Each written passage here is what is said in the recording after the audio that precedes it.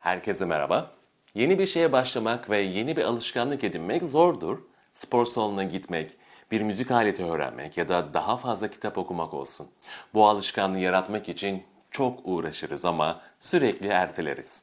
Ama bir hile var bununla ilgili ve biri yakın zamanda, diğeri birkaç yıl öncesinden iki kişisel örneği paylaşmak istiyorum sizlerle bu videoda.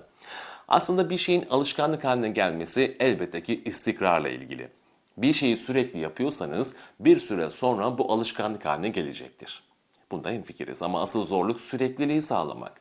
Fakat alışkanlıklarımız kimi zaman bizleri zor durumda bırakabiliyor. Buna en güzel örneklerden biri ise kurumsal hayata geçmiş eski bir ana sınıfı öğretmeniyle ilgili.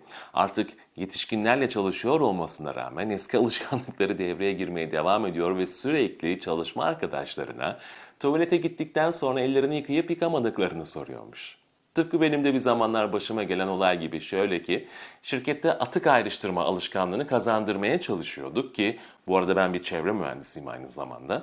Her hafta 80 ila 90 tane atık kovasına atıkların doğru atılıp atılmadığını kontrol ediyordum ve bu bende öyle bir alışkanlık yapmıştı ki eve giderken veya işe giderken mahalledeki veya yoldaki atık konteynerlarını da kafamı içine uzatıp kontrol etmeye başlamıştım ki neyse bu alışkanlıktan çöpleri karıştırmaya başlamadan kurtulabildim.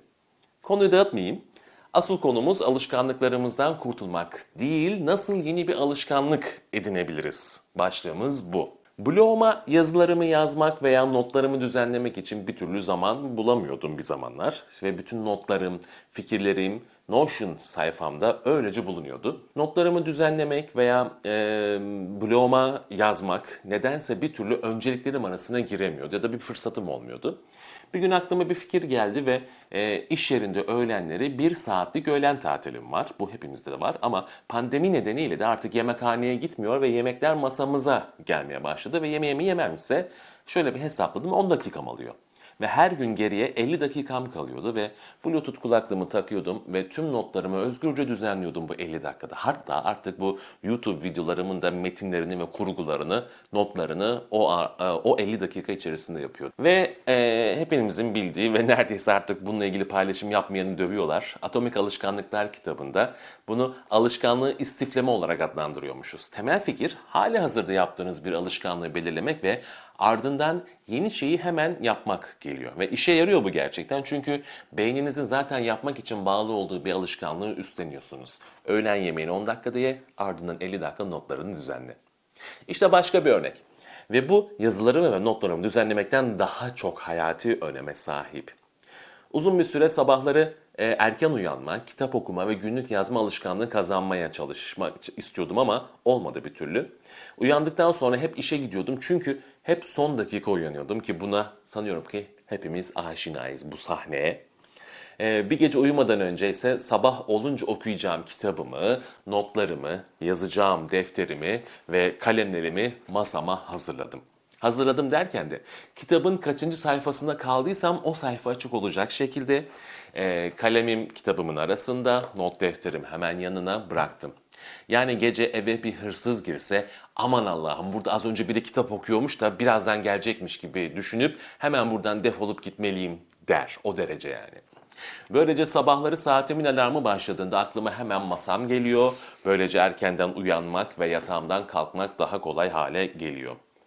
Yeni şeyi zaten yaptığınız başka bir alışkanlıktan hemen sonra yapın. Yani sabah uyanacaksınız, uyandığınız gibi de kitabınızı okuyacaksınız. Ve farklı birkaç ipucu daha vermek istiyorum. Yine hem bu kitaptan ve kendi aldığım notlardan çıkartmış olduğum şey. Gerçekten küçük başlayın. Çünkü hepimiz mükemmel olmayı bekliyoruz. Mesela yazılarımı düzenlemeye başladığımda haftada sadece bir yazı yazabiliyorken yavaş yavaş bunu 5'e çıkarabildim. Ve her hafta birkaç tane yazı düzenliyorum ama hiçbir şeyi bitirmek için kendime baskı yapmıyorum artık. Önceden baskı yapıyordum. Ve alışkanlığınıza başlamayı bir şekilde kolaylaştırın.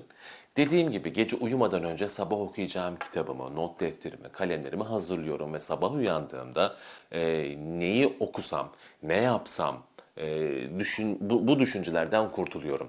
Yapacağım tek şey koca kıçımı kaldırıp masamın önündeki sandalyeye koymak oluyor.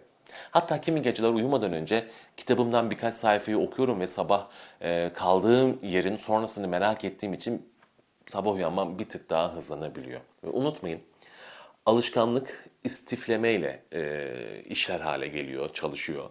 Yaptığınız her neyse ödülünü hızlı alabileceğiniz bir şey olsun bu. Yani bir alışkanlık eğer sizde yer edecekse size ufak da olsa bir şekilde başardım tatminini vermeli.